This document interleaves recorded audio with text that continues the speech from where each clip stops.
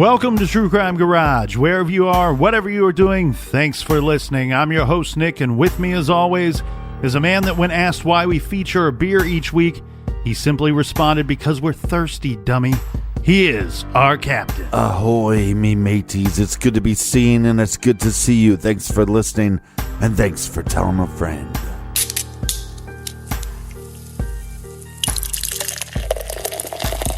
This week's beer of the week is Haze by the geniuses over at Treehouse Brewing, garage grade A strong, 5 out of 5 bottle caps. Longtime listeners of the show will tell you that it's not frequently that we give a perfect score for a beer, so when we do, that means you stop what you're doing, locate one of these beers, and drink it immediately. Haze by Treehouse was brought to us by First Up. A big thank you to Kenny, who is my friend Ken, on Untappd for sending us some delicious Treehouse beer. Big thanks to Ken. Please don't listen to the Colonel. You might lose your job.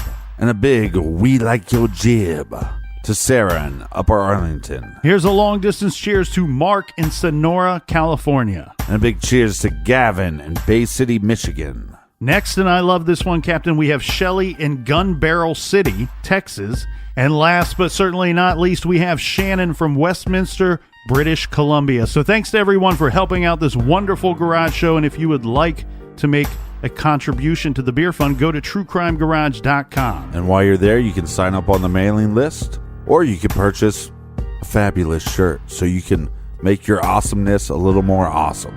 And that's enough of the business. All right, thank you, Captain. Everybody gather around, grab a chair, grab a beer. Let's talk some true crime.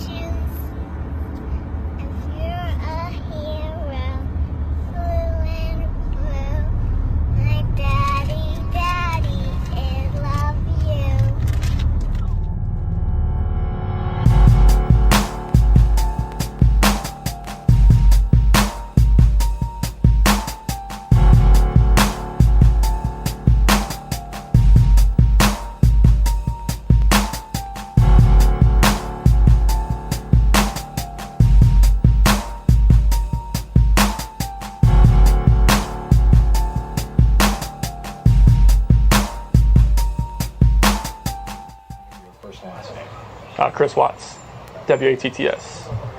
Wow. What's going on right now around your house? Right now, you got K9 units, the sheriff's department. Everybody's like they're doing their best right now to figure out like if they can get a scent, see where they went. If they went on foot, they went in a car, or they went somewhere. And right now, it's just like they've been on point. They're going through the house trying to get a scent, and hopefully they can pick something up to where it's going to lead to something. What happened? Your wife came home. Tell me what's... She came home from the airport 2 a.m. and I left around 5:15. She was still here. And like about 12:10 in that afternoon, her friend Nicole showed up at the door. Like I had texted Shanann a few times that day, called her, say, but she never got back to me, but she wasn't getting back to any of her people as well. And that's what really concerned a lot of people, is like, if she's not getting back to her, like if she doesn't get back to me, that's fine, like she gets busy during the day, but she didn't get back to her people, which was very concerning. And Nicole called me when she was at the door, and that's when I came home and then walked in the house, and nothing was vanished. Nothing was here. I mean, she wasn't here, the kids weren't here, nobody was here. What's your wife's name? Shanann, Shanann. What's your kids? Bella and Celeste. How do you spell Celeste? Celeste. How old are your daughters? 4, Bella's 4, Celeste is 3. And so, how many times did you try calling her? I called her 3 times, texted her about 3 times, just to say, what's going on. Like because after I called her and texted her once, it's like maybe she was just busy. Like she had just gotten back. Like everybody's probably calling her from her trip. She just got back from Arizona, and I figured she was just busy. But when her friend showed up, that's what it was like. It registered like, all right, this isn't right. think she just took off? Do you think? I mean, right now I don't even want to just like throw anything out there. Like, I hope that she's somewhere safe right now and with the kids. But I mean, could she have just taken off? I don't know. But if somebody has her and they're not safe, like, I want them back now. Like, that's what's in my head. Like, if they're safe right now, they're gonna come back. But if they're not safe right now, that's the not knowing part. Like, if they're not safe, last night I had every light in the house on. I was hoping that I would just ran over by the kids running in the door and just like barrel rushing me, but it didn't happen. And it was just a traumatic night trying to be here. I'm gonna ask some kind of tough questions. Your relationship with your kids. Yeah, my kids are my life. I mean, those smiles light up my life. And there's like, I mean, last night, like during when they usually eat dinner, it was just like I miss them. Like, I mean, I miss telling them, hey, you got to eat that or you're not going to get your dessert, and just like you're not going to get your snack after. I miss that. Like, I miss them, cuddle up on their couches. They have like a Minnie Mouse couch and a Sophia couch that they cuddle up on and watch, Bubble Guppies or something. And it was just like, it was tearing me apart last night, and I needed that. I needed that last night, and for nobody to be here last night and to go into their rooms and know that I wasn't going to turn the rain machines on. I know that I wasn't going to turn their monitor on. I know I wasn't going to kiss them to bed tonight. That's why last night was just horrible. I couldn't do it. I want everybody to just come home. Like, wherever they're at, come home. That's what I want.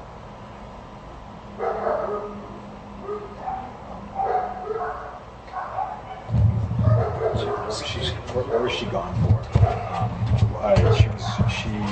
She was on. She came back Sunday. You said that to you at night. Yeah, because her flight got delayed from Arizona because of like other storms around the nation.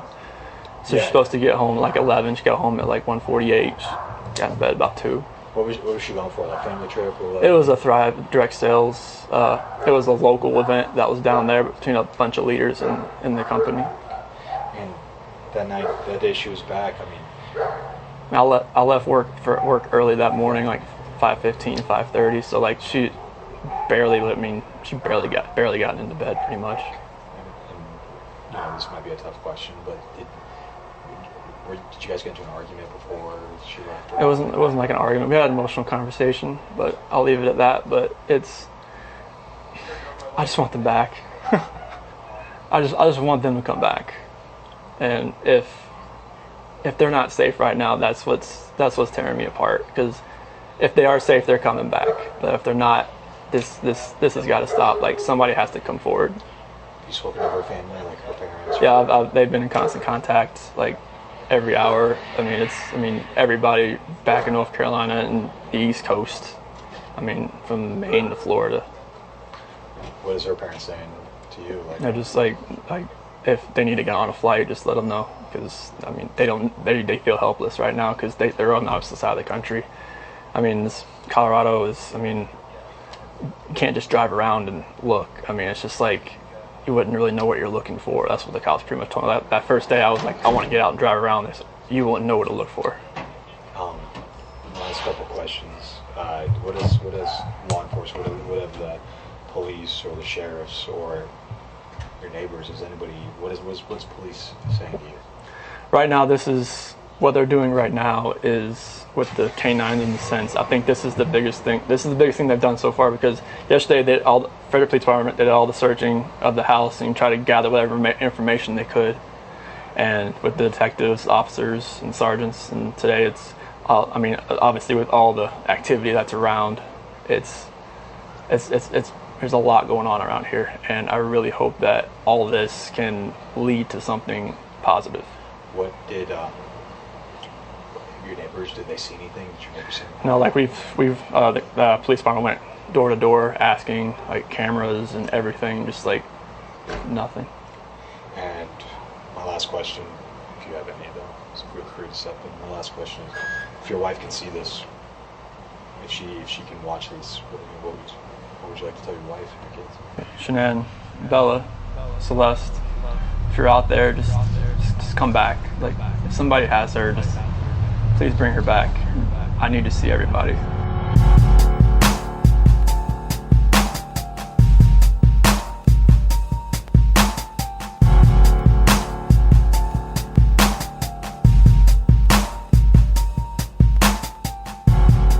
On Monday, August 13th, 2018, the Frederick, Colorado 911 received a call from Nicole Atkinson around 1:30 p.m.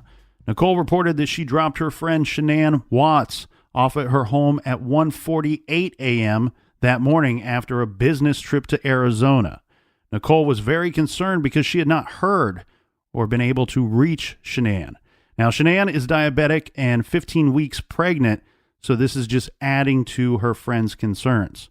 Shanann missed a doctor's appointment that morning and was not responding to calls or text, and this was very much out of character. Nicole and her teenage son, Nicholas, went over to Shanann's home to look for her. Nicholas on occasion dog sat for the Watts, so he was very familiar with their home. Through the garage windows, apparently, Captain, the teenage boy had to stand on top of his mother's car to look into these windows. It sounds like they're quite high. They could see Shanann's white Lexus SUV parked inside. Nicole knew the code to the front door, but upon attempting to open it, she found that inside the latch was engaged on the door, this prohibiting it from being opened more than just a couple of inches. Nicole could see the flip-flops Shanann was wearing on the plane right inside the front door. Now, she always wore these flip-flops. Nicole contacted Shanann's husband, Christopher Watts, on his cell phone. He was at work. She asked him to come home to check to see if Shanann was okay. Chris didn't seem overly concerned and told her Shanann went on a play date with a friend. Nicole felt that he wasn't being appropriately responsive to this situation. Well, and also she was fearing because her friend is in constant contact with her. So if she was on a play date, wouldn't she reply to the text messages or the phone calls? Yes. So she had Nicholas try to force open the garage door. She knew that this would trigger the house alarm. And hopefully if Shanann was inside, she's kind of assuming at this point that she might be incapacitated inside the home. And she's hoping that the alarm will, bring her back to, reality and answer the door or check in with her friend. But Chris Watts disarmed this alarm from his phone earlier. This was at 12:41 p.m. So concerned that Shanann and the girls did not appear to be at the house and they're not reachable, Nicole and her son left and actually went to the OBGYN's office where Nicole knew Shanann had an appointment at 10 a.m. that morning. She wanted to see if they had shown up to this appointment and found out that she did not. Again, this was completely out of character. Nicole and Nicholas returned to the Watts home and called Chris Watts again. They then told him that they were calling the police. Chris told Nicole not to do so and that he was on his way home, but she had already called 911 by this time. In response to Nicole's call, Officer Scott Coonrod was dispatched to the Watts home on Saratoga Trail. This is in a subdivision of new homes about 10 minutes away from Frederick. Yeah, they're roughly $350,000, $400,000 houses. Nice neighborhood. Yeah. Nicole and Nicholas were waiting for him outside of the house. The officer opened the front door just a couple of inches because remember, we got the latch inside. Mm-hmm. He called out to see if anyone was inside the home, but saw no one and heard no one. Who we are looking for is Shanann and her two daughters, Bella and Celeste, ages 4 and 3. All of the windows on the ground floor were locked, as was the sliding glass door at the back of the house. Nicole told the officer that Chris Watts, Shanann's husband, was somewhat unclear as to what time he would be arriving at the house. Although Shanann was not known to pass out or have seizures due to her diabetes, Nicole was concerned that she may be ill or have had an accident upstairs and needed help. Shanann had a low blood sugar incident in Arizona just a few days prior. Right, but even so, you're calling out to people, even though you can't get the door open. You have a 4-year-old and a 3-year-old. Yeah. You would think at some point you'd hear some kind of noise inside the house. Yes, unless it was like nap time or the children were frightened for some reason, you would think you would hear something going on inside the home. So Nicole, Nicholas, and the officer are standing outside of the Watts' home. Nicole is calling all of Shanann's friends and her parents to see if they have heard from her. Nobody's heard anything.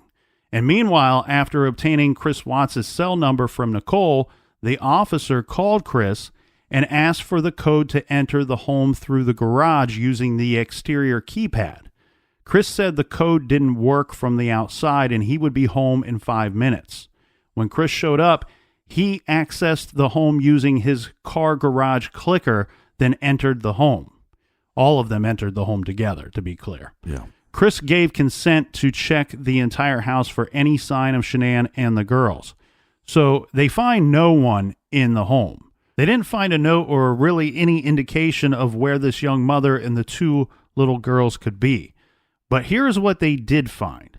They found Shanann's small black suitcase still sitting at the bottom of the stairs. Chris found Shanann's wedding ring on a nightstand. Chris and Nicholas went upstairs, and Nicholas found Shanann's cell phone on the couch in the loft area. Yeah, it was actually kind of stuffed in the cushions. Chris did not know the password to his wife's phone, but apparently Nicole did. It was the due date for the baby that was on the way. Mm-hmm. Chris authorized the officer to look through her phone. He observed no calls were made that morning, and there were a lot of missed calls and unresponded to messages. The officer called in a detective to investigate further. So they thoroughly searched the house with Chris's permission. Now, while they're searching, Chris said that he was going to go for a walk around the neighborhood to clear his head. But he ended up staying just outside of the home on the deck to the backyard after taking the family dog outside. The police documented what they found. This included Shanann's purse sitting on the kitchen counter containing her wallet, cash, ID, credit cards, a second cell phone, and medication.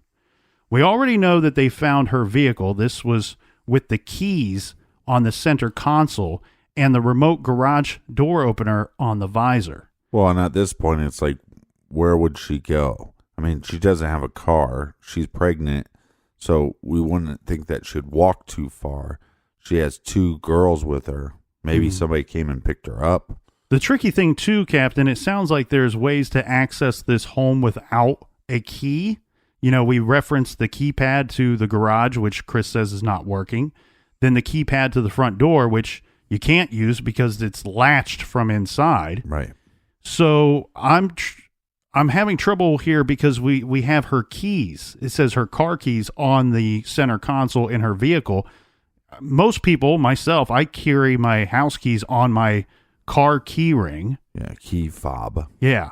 So I'm kind of wondering here, the only really thing I could think of that could happen here is that somebody would have picked them up, they went somewhere, or that they went for some kind of walk and maybe something happened that delayed their return. But how were they going to access the home? You know, did she have, or could she have had any type of keys with her to get into the home? It sounds like no. It also doesn't seem like they're questioning Chris much about this so-called play date. Yeah, and a special note here, this was interesting. Officers determined that someone would have had enough time to press the button from inside the parked vehicle and run out the closing garage door. Right. And but again, the garage was the only way someone could have exited the home since the other doors were all locked.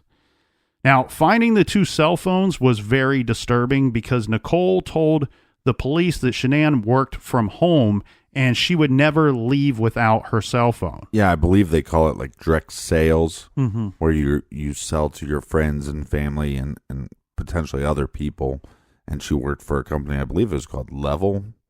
I have Thrive nutritional supplements, but I mean, it could be, Level could be the parenting company. Right. Often there's different names associated with these direct sales businesses.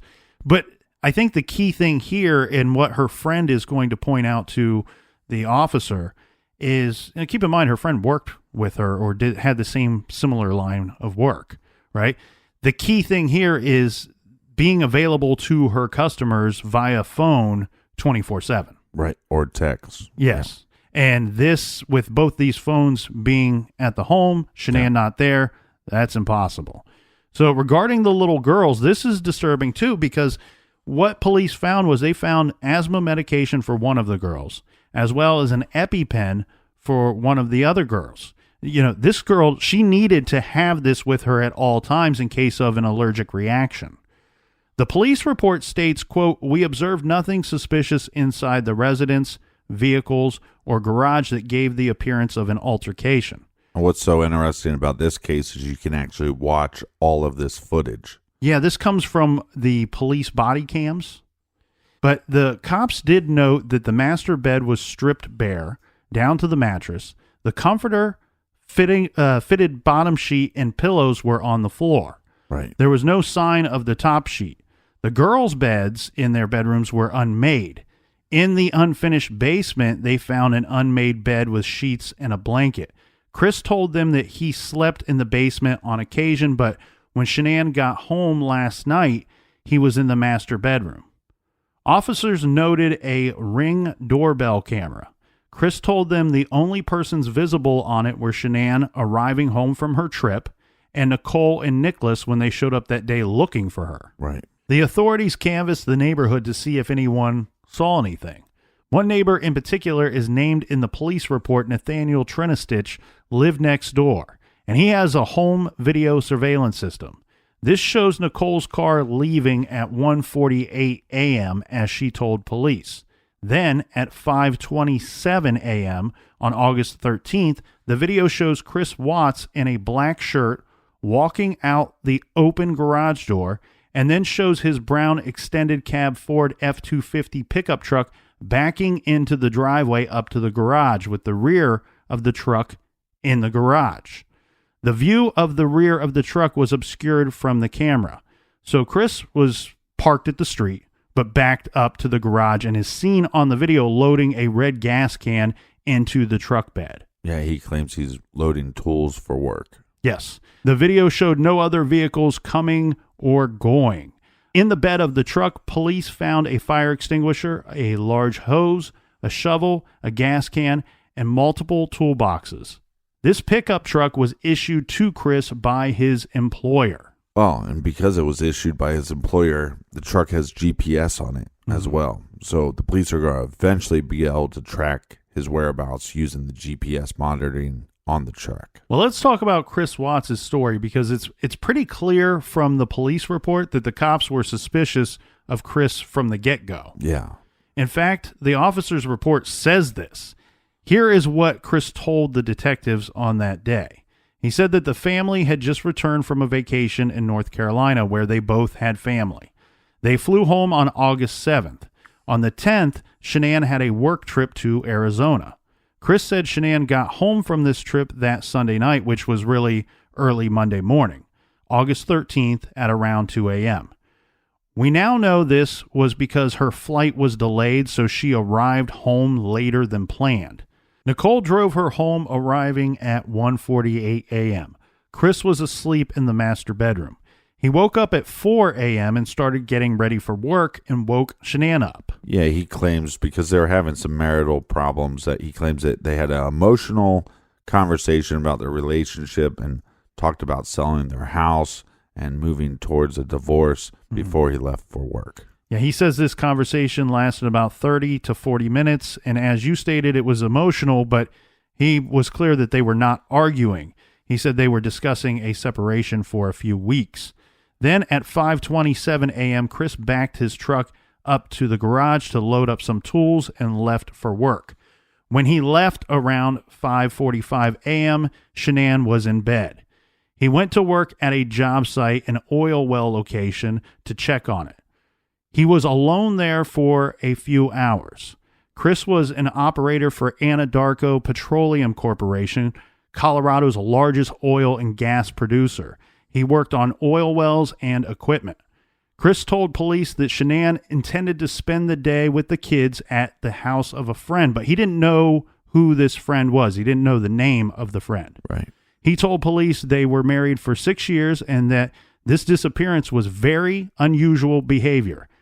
He said that he blamed himself for her leaving because it clearly was the result of their conversation.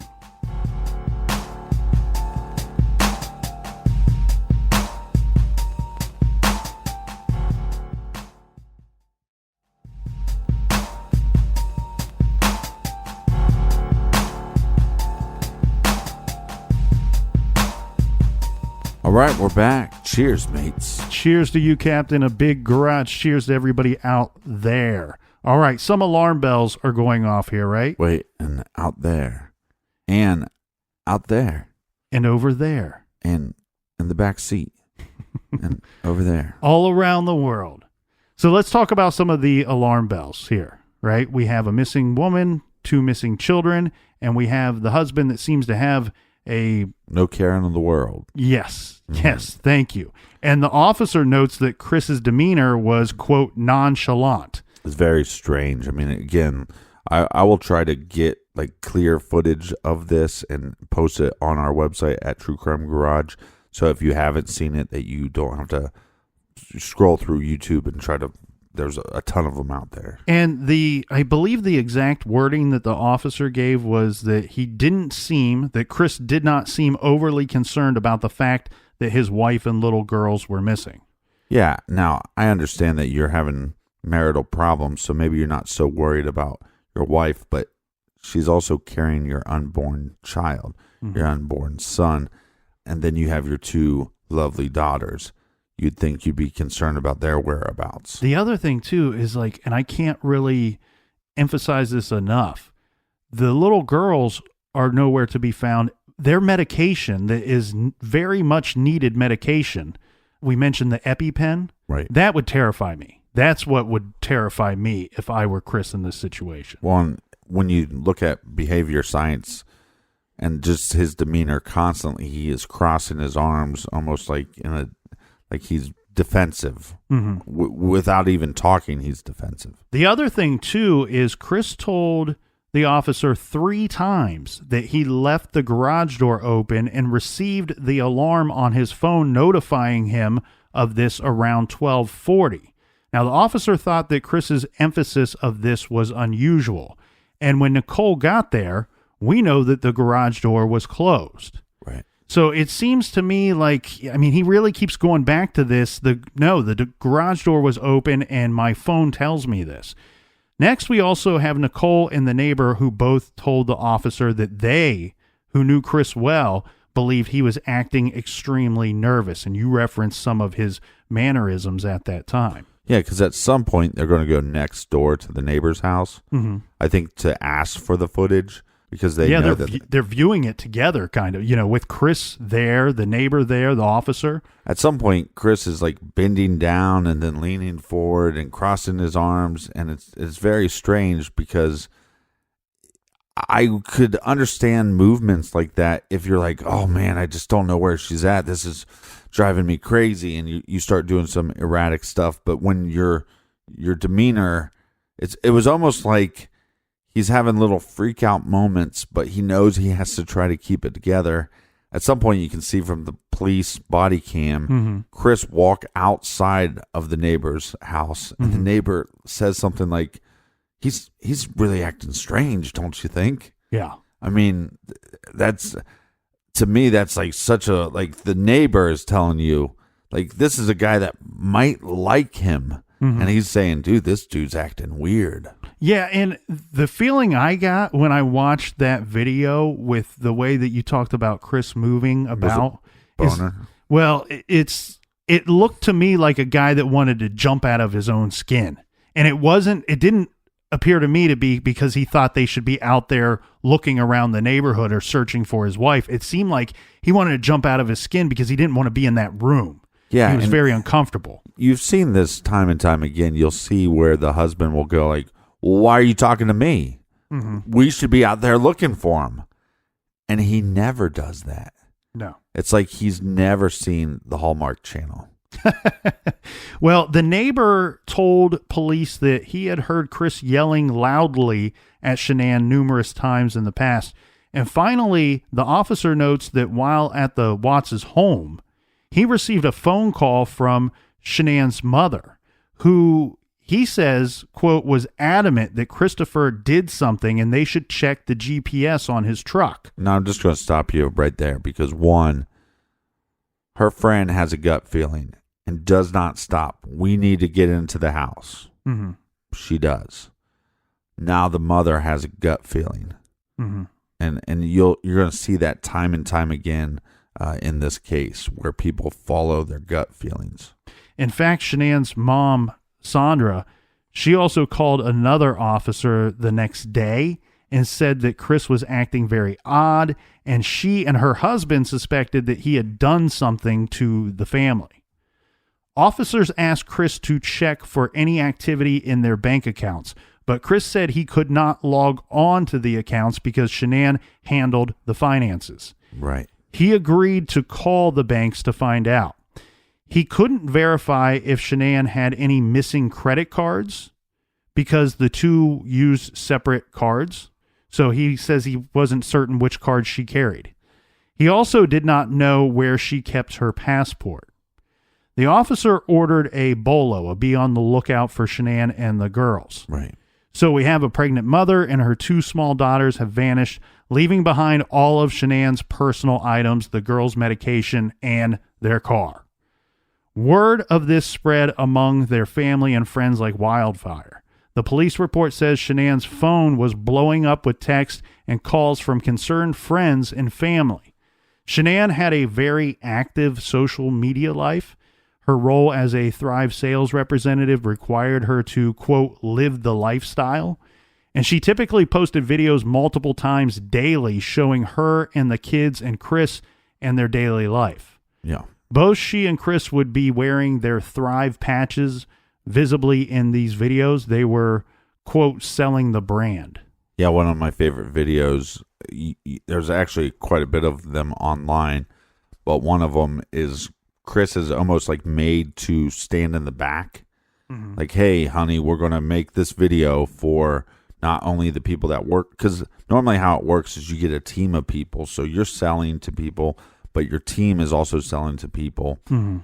It's very similar to a pyramid marketing scheme. Yeah, they have nicer words for it, but that's essentially what it is. You're making money off of your sales as well as your team's sales. Yeah, and so part of the thing, though, is that you get to work at home and that you get to spend time with your family, so there are some perks there. Mm-hmm. But then you have to, make these Facebook videos, and she would have Chris, you want, smile on the video, Chris, and he's in the background, and there's one time where he just, turns the dog's head to, keep the dog looking more towards the camera, mm-hmm. and she kind of snaps at him, don't choke him.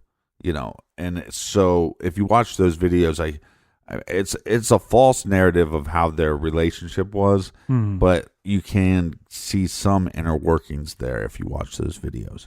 Well, a little background on the Watts family. So Chris and Shanann met on Facebook in 2010. Shanann had been married before. Both of them were from North Carolina, and that's where they met. Shanann was a year older than Chris.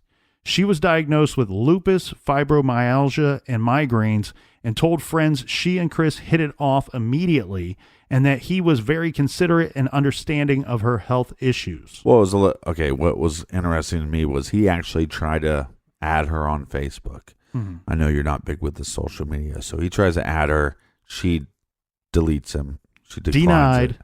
But she just went through a breakup. She just went through a divorce. Mm-hmm. And then she's dealing with being sick and trying to overcome those battles. And then her friend kind of pushed her like, hey, this guy's a good guy. And she said, okay, accepted the friend request, figured I'll never talk to this guy again. He'll just be one of the friends on my Facebook, and that's what it'll be. Right. A couple weeks later, they go out, and she instantly kind of falls for this guy. Yeah, and by all accounts, it seems like Chris was head over heels for Shanann. At some point, he started working a job as a mechanic at a local Ford dealer, and Shanann worked in the sales department. Yeah. They were married in 2012 and moved to Colorado, where in 2015, Chris got the job with the petroleum company.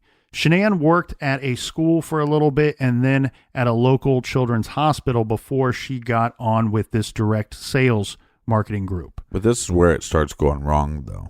Mm-hmm. So when they go to Colorado, they're going to have a house built, and that house is worth about $400,000. Mm-hmm. So you're talking about a pretty hefty mortgage.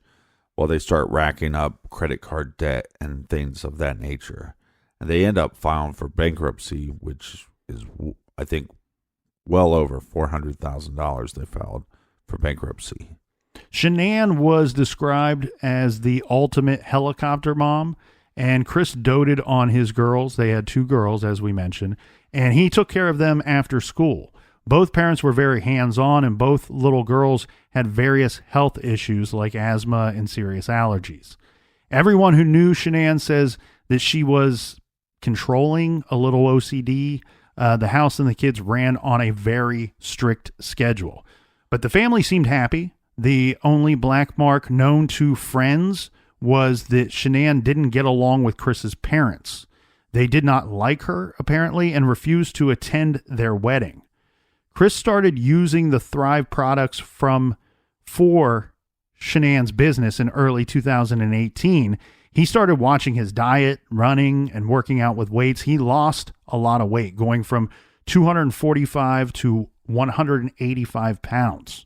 Well, by all accounts, they were the all-American couple. I guess I shouldn't say all accounts. I don't think his parents would have said so. But the all-American couple with Hey, two... no, that sounds like an American couple to me. Somebody hates somebody's parents. That's right. With 2 adorable little girls and a boy on the way. Back to August 13th. By 3:48, some of Shanann's friends in a group text were commenting that the cops needed to take a look at Chris's cell and his computer. Now, 2 of Chris's buddies, Jeremy and David, came over to the Watts' home that night to check on him. They found him vacuuming. The police were gone at this point. Chris said he planned to stay in the house that night in case his family came home. He told his friends that the house was very strange and quiet without his kids. Chris had a strong support group. He and Shanann had a lot of friends. After the first night alone in the house, he spent the next night at the home of their friends, the Thayers. But by the morning of the 14th, when no one had heard from Shanann for more than 24 hours, things were starting to take a different turn. Note, a police officer called Chris in the middle of the night to ask some more questions. Chris Watts failed to ask the officer whether there was any news about his family. Yeah. Now, when the news of the strange disappearance broke nationally, Chris decided to give public interviews. You heard one in our trailer there. As mentioned, police body cams recorded Chris viewing the neighbor surveillance footage, capturing Chris backing his truck up into the garage. As you stated, Captain, his body language was very tense and stressed. And this is for a good reason, because if you watch the video very carefully, you can see that someone is actually moving along, crouched down on the other side of the truck, away from the camera. So that's a big red flag. Here's some more red flags. After the initial search of the home by police, Chris vigorously cleaned the place and washed the kids' sheets. When authorities returned with a warrant and dogs to conduct more thorough searches and seize evidence, the house reeked of cleaning chemicals. In a second search of the home, the cops found the master bedroom, top sheet, and some pillowcases in the kitchen garbage can. All of these had stains that were guessed to have been smeared mascara or eyeshadow. The fitted sheet was missing. Chris washed all the kids' linens and made the beds back up prior to the cops' second search of the home. This search also turned up Shanann's missing Apple Watch. It was on the couch in the loft area where her phone was found. Well, both of these are misfortunes, because if she would have had a phone on her or her Apple Watch, you would think that they might be able to track her GPS location. August 13th was supposed to be the kids' first day back at their preschool. They had even picked out their outfits, but Chris called the school that morning around 8:15 to tell them that the girls would not be attending and said the family was considering moving away. This could have been a major slip, because apparently Chris didn't realize that while still on the phone, after he reported that the girls weren't coming in, he asked, "They aren't there, are they?" Yeah, that's just very odd. Mm-hmm. Chris texted Shanann around 7:40 that morning. and sent a few more texts later, but never raised the alarm when she never responded to him. And he called her phone at 8:25 as well. Now, sometime on the 13th, he searched the web for the lyrics to a Metallica song called Battery. Some of the lyrics are, "Smashing through the boundaries, lunacy has found me. And pounding out aggression turns into obsession. Cannot kill the battery, cannot kill the family." Get your lighters out. In a phone interview with Officer Matthew James of the Frederick PD, Chris told him that while Shanann was away in North Carolina, she actually went there for a couple of weeks without him. Yeah, she was going to take a trip. It was 6 weeks long, and he wasn't going to join them until the last week. Yeah, he said the two of them, quote, fell out of love for each other. He said there was a disconnect between them, and after being asked, Chris denied that he was seeing anyone else. Now, this story contradicts somewhat the stories that investigators were hearing from Shanann's friends and family. We know, with her social media life, that Shanann was a very communicative person with a lot of her friends, very open, and her actual text back and forth with multiple friends during the few weeks prior to her disappearance, these are all available in the case file. But what she told her friends and what they in turn told police was this, that Chris and Shanann had always been a very good marriage. Always had a wonderful marriage. He was very affectionate. Yeah. And he was a caring father and husband. Shanann and Chris found out they were expecting a third child, a boy, sometime in late May. Chris didn't seem thrilled at this. Shanann went to North Carolina with the girls in June for a multi-week visit. Well, it's weird, though, because there was a video where she was going to videotape his reaction, and she is wearing a shirt that says, "Oops, we did it again." Okay, if that doesn't make you go, bleh, but did she set up a video camera? Did she tell him, "Hey, I'm going to set this up. I need you to play pretend with me so we can post this on social media so then we can sell some more products"? So who knows? Yeah. Well, Shanann spent time with her parents and her brother when she was in North Carolina, and until there was a falling out, she even spent time with Chris's parents. Now, even though she didn't get along with them, she wanted the girls to know their grandparents on their dad's side. Right. Chris's parents had initially disliked Shanann, saying that they didn't trust her and thought she was a schemer, but they were attempting to act nicer for the sake of the kids. But then there was an incident in North Carolina that made her sever ties with them. There was a bunch of cousins over at the Watts' grandparents' home when Shanann and the girls were where they were staying at the time. Shanann told her mother-in-law that Cece was violently allergic to nuts and could not have them even near her. Despite this, and maybe deliberately, her mother-in-law purchased ice cream with nuts and served it to all of the children. Oh, that's great. Cece didn't get the ice cream as Shanann stepped in, but it's thought that the intention was to make a statement that either Shanann was crazy or Cece was coddled or both. Well, and this made me wonder a little bit because I had a friend that dealt with longtime girlfriend, but she became very OCD, but also became a hypochondriac. So when you hear that the mother has all these ailments and then so do the children, you wonder, do they have them? Right. Or, because it seemed like everybody in their family, except for Chris, had medical issues. Yeah. But I'm going to take a little bit of a stance on this just because I feel like if you feel that maybe something's made up, almost, it seems awfully dangerous to try to prove your point in this way because, as we all know, exposure to nuts for someone who is allergic could be fatal. Well, it's very dangerous and very irresponsible. Well, when this happened, Shanann left her in-laws' home in a rage, and she went to her parents. Her father-in-law unfriended her on Facebook in retaliation for this event that took place. Very mature. Shanann expected Chris to take her side.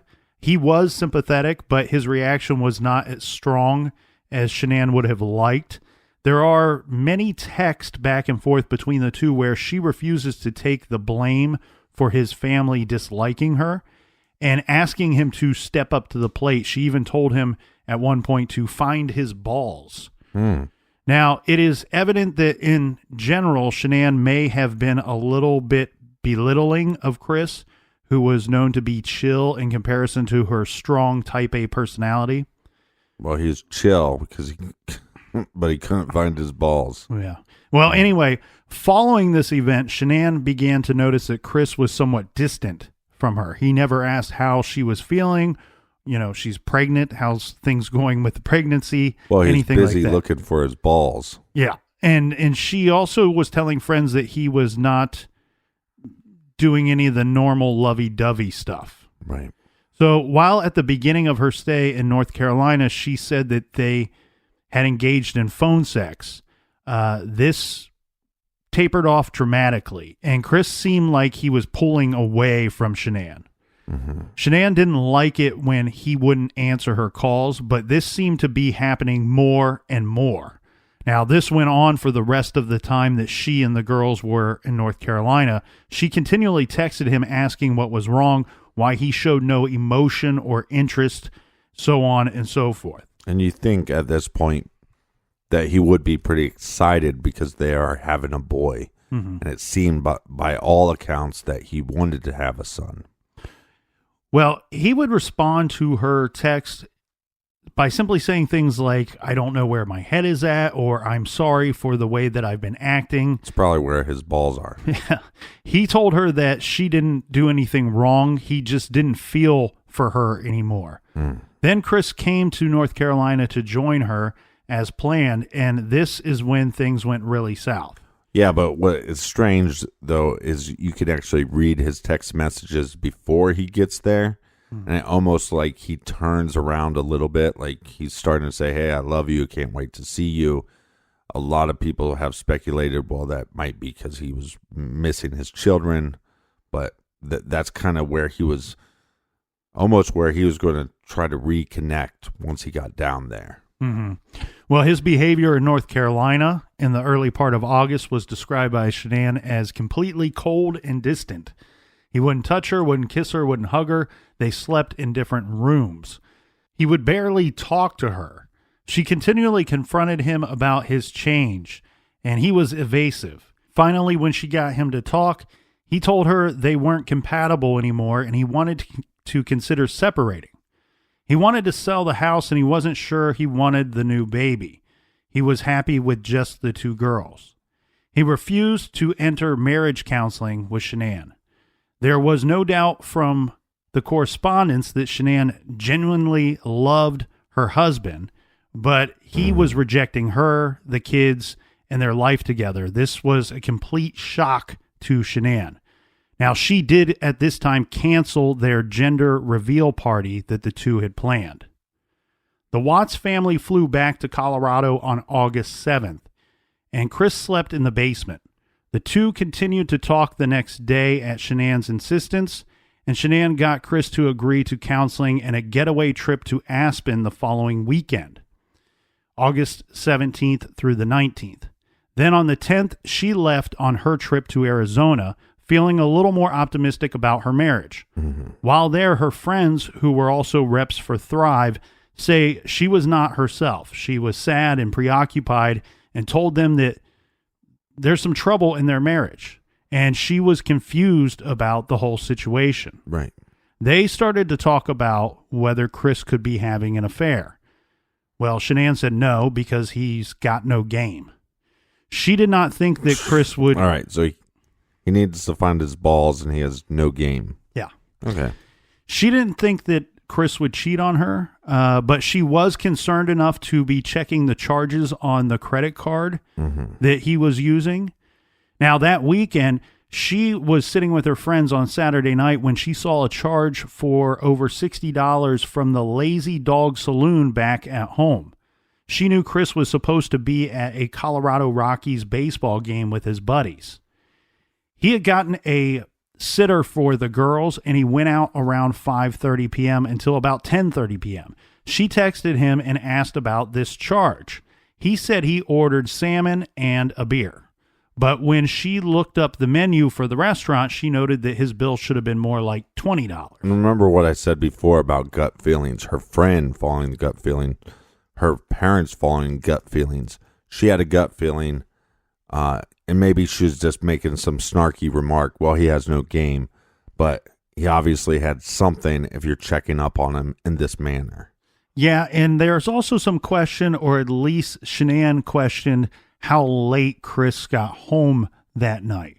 Now, one of the reasons that the public is so fascinated by this case is that everyone who knows Chris says he is a totally upstanding guy, a great friend, devoted father and husband. He doesn't have a temper. He's like super mellow.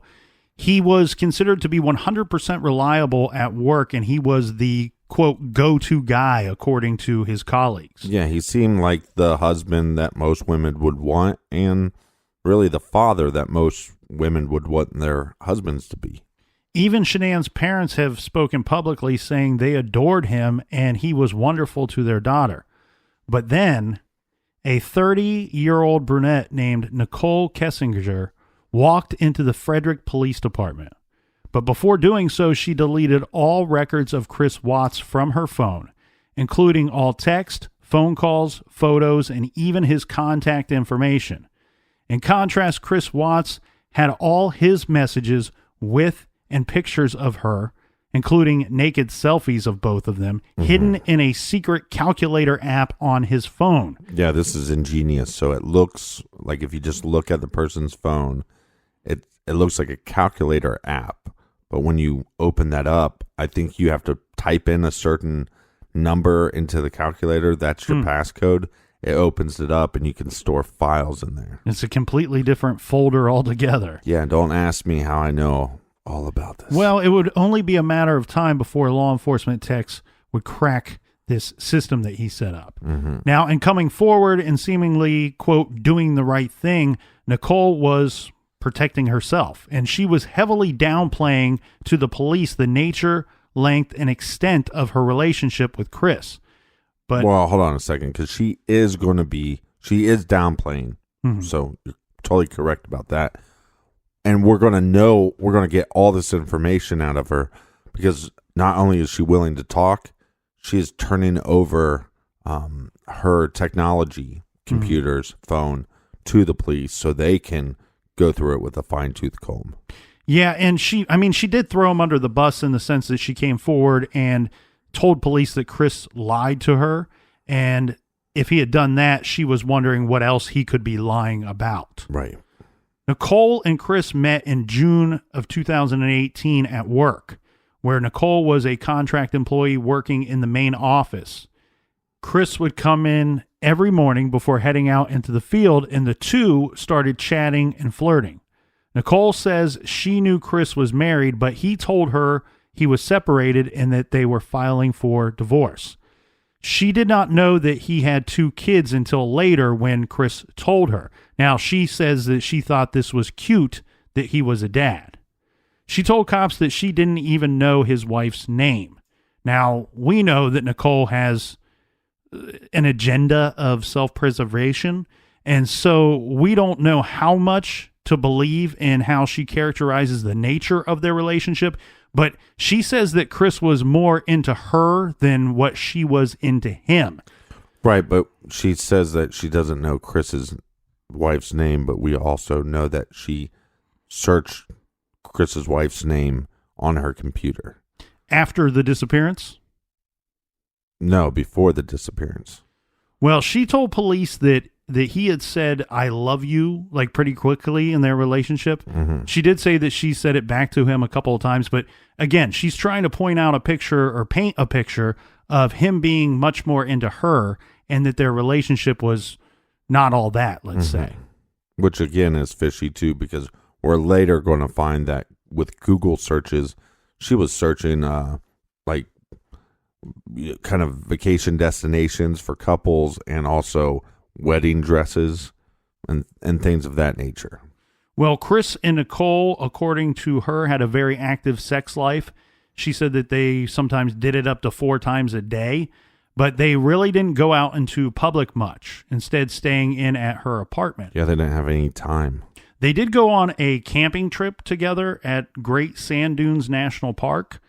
Now, I'm a little off on this because I don't know where Shanann believed Chris would have been at this time. Well, I think this is during the 5 weeks that she's in the Carolinas. Oh, that would make much more sense. Yeah, because basically that whole 5 weeks that she's gone, and remember how she's like, all of a sudden now he's like really cold and distant. So he's not returning my texts and all that stuff.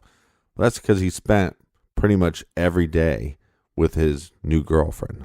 Well, on one of the few times that they actually went out, this was on August 11th when they went to the Lazy Dog Saloon for that $60 dinner. Right. They also had sex both before and after the meal. Nicole says that she was encouraging Chris to make up with his wife and try to work on his marriage, but this seems unlikely given that we know, what she was Googling. Right, but hold on, there might actually be some truth to this. And here's why. Because during that time when they're spending all this time together, it kind of becomes like, well, yes, we're separated, but he kind of lets her know there is a chance that we could work things out. And I think that was his slimeball way of basically saying, yes, I know I'm having fun with you, but it's a possibility I'm going to stay with my wife and my kids. Mm. And so did she say, hey, if you guys work things out, fine, just let me know?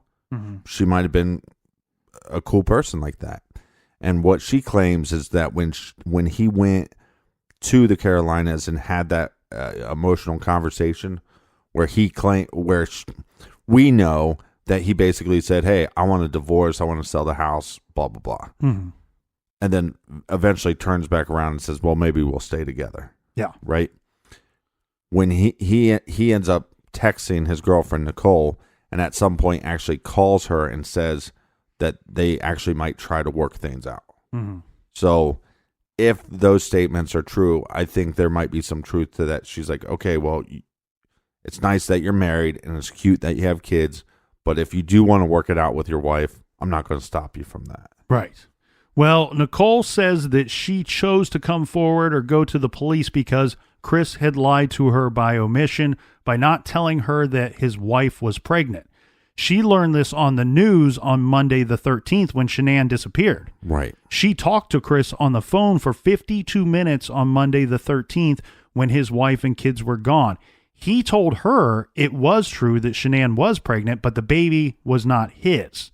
Right. She said she didn't really believe him, and then the next morning, she went to the police. Well, and think about it this way. You have this guy that you're seeing, he's bitching about his wife. He's saying all this stuff that she didn't do or doesn't like, blah, blah, blah, blah, blah.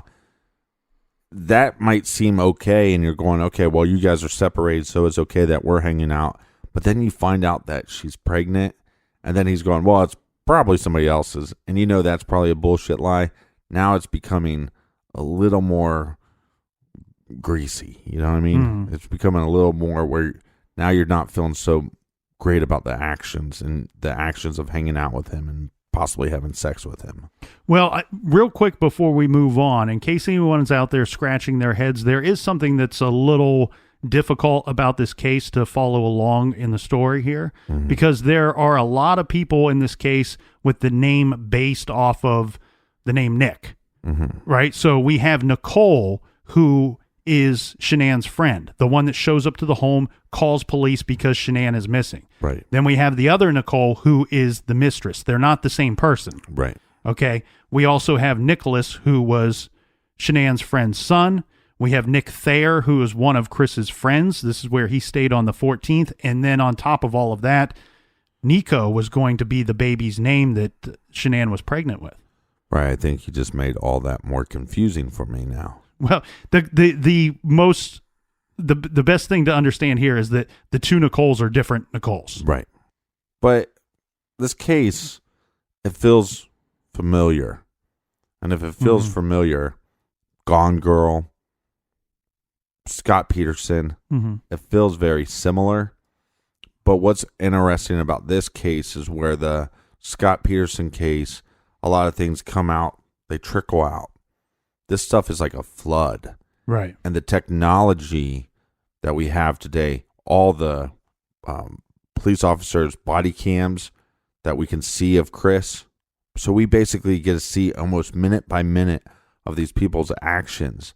But then once they get phone records, text records, we get to see exactly what these people Googled. Right. It's very fascinating. And so with that technology, we have a piece of evidence that the cops are now really honing in on is, yes, we know that the girls went missing between roughly around this point. Mm-hmm. We have no evidence of them leaving the house. Right. So then they start assuming they left in his truck. Where did his truck go? Because he didn't go to work. He went to a job site. And they're going to track down and they're going to go to this job site. Well, let's go through that real quick. Because as you pointed out, the work truck, the F-250, was equipped with GPS, apparently very high-tech GPS. This recorded every trip in the vehicle. It also recorded when it was started up and turned off. Now, Anadarko was all too happy to cooperate with the cops, and they handed over the GPS records immediately. And here's what the police learned. Chris started the engine on his truck at 5:18 a.m. on the morning of the 13th when he backed it into the driveway. It ran idle for 28 minutes. At 5:46 a.m., Chris started driving and headed directly for the Survey Ranch 47 miles away. Now, this is a huge cattle ranch that had leased a number of oil wells on the ranch property to Anadarko. Chris's truck parked at site number 319. This is a pump site with two 400-barrel oil tanks on it. Chris stayed there from 6:53 a.m. until about 8:30 a.m. And other employees showed up to join him at the 319 site after 7 a.m. They said that when they arrived, Chris was parked in an unusual spot near the tanks and appeared to be finishing digging a hole. His co-worker, Troy McCoy, noted that Chris was wearing very old baggy clothing and an old pair of boots, which he thought was very strange. After this, Chris went to some other locations on the ranch and then stopped at a convenience store. Now, we've seen this video on TV, and in the video, you can see that he's now wearing an orange shirt. He bought a breakfast roll, and he's chatting casually with the cashier. He's smiling. He was at another site when he began to receive calls from Shanann's family and friends, including Nicole, her friend Nicole, saying that no one could find his wife. Yeah, so police are going to go out to this scene, and like you said, there's these two giant like oil pumps, and Tanks. And there's these lids on top, which look like manhole covers basically. And so when police go out there and they start searching around, they also have scent dogs and stuff, but they also find a part of the land that looks like where he would have been digging. And so now it's time where they go, hey, we now know that this guy is not the husband we thought he was. We have people close to this girl saying, hey, this guy is suspicious. We got the neighbor saying this dude's acting weird. And they're going to bring him in for questioning, but they tell him the day before, hey, are you cool with doing a polygraph test? He says yes. They said, okay, we'll set it up for tomorrow. Yeah, and the FBI actually interviews him on the 14th. And then Chris agreed to go down to the station on August 15th to take a polygraph test, but this would be after picking his father, Ronnie, up at the airport. Now, the entire pre-test interview video is available online, and Chris gives some personal background information in the course of this pre-test. His dad, Ronnie, was a parts manager for a Ford dealership where his mother worked as a secretary. He has an older sister named Jamie. Chris attended NASCAR school, which is where he learned to work on engines. He worked at various Ford dealerships until 2015. This, of course, when he landed his job with Anadarko. Now, the actual polygraph consisted of just 3 questions. 1. Did you physically cause Shanann's disappearance? To which he answered no. 2. Are you lying about the last time you saw Shanann? He says no. 3. Do you know where Shanann is now? Chris Watts says no.